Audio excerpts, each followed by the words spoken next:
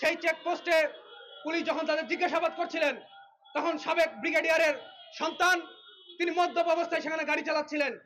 সেই গাড়ি তিনি বুয়েট শিক্ষার্থীদের উপরে তুলে দেন এবং তার গাড়ি চাপায় বুয়েটের সিএসসি বিভাগের একজন শিক্ষার্থী তিনি সেখানে মারা যান। আমরা পরবর্তী সময়ে দেখতে পেরেছি যে সেই যে খুনি, সেই খুনির মা বলেছেন যে তার সন্তানের নামে মামলা হোক, কিন্তু তার ছবি যেন সামাজিক যোগাযোগ মাধ্যমে দেওয়া না হয়। কেন এই মনস্তাত্ত্বিকতা যে তার সন্তান একজন অপরাধী ছবি সেখানে যেন সামাজিক যোগাযোগ মাধ্যমে প্রকাশ না হয়?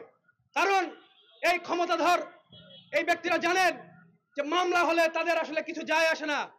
মামলা হবে, সেই মামলায় তারা খালাস পেয়ে যাবেন, কিন্তু যদি সামাজিক যোগাযোগ মাধ্যমে সেই ছবি আসে তাহলে তো বাংলার জনগণ সেই খুনিকে চিনে রাখবে।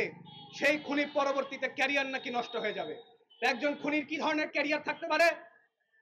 তার তো সবার আগে বিচার প্রক্রিয়ায় তার শাস্তি হওয়ার কথা, কিন্তু সেই শাস্তির কথা চিন্তা না করে তার পরিবারটা চিন্তা করছে তার ক্যারিয়ার নাকি নষ্ট হয়ে যাবে।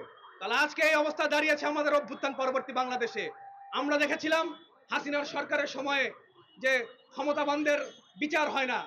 আমরা দেখেছি এই যে বসুন্ধরা গ্রুপের চেয়ারম্যান আনভির, তিনি একজন কিশোরীকে হত্যা করার পরেও, তিনি মুনিয়াকে হত্যা করার পরেও তিনি নির্দ্বিধায় ঘুরে বেরিয়েছেন। আজকে একই অবস্থা আমরা অভ্যুত্থান পরবর্তী বাংলাদেশে দেখতে পাচ্ছি।